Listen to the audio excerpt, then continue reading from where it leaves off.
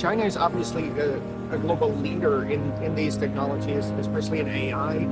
We've just in the past few weeks, we've seen this system Kling AI from Kaisho came out, which is like cutting edge, very impressive videos. And aside from the area of AI, there's other areas of technology that I think China is really leading in: alternative energy, solar technologies, solar panels. And I think those are opportunities where these technologies could be shared with other parts of the world that badly need them.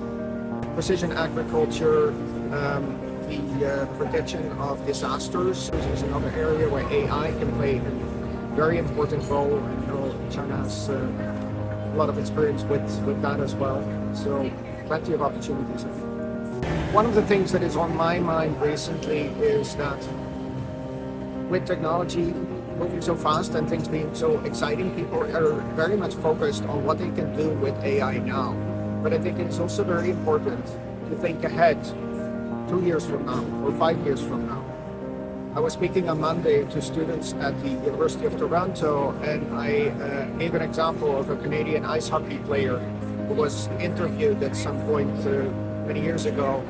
And they asked him, "Why are you so good? Why do you score so many goals?" And he said, "I don't skate to where the puck is. I skate to where the puck is going to be."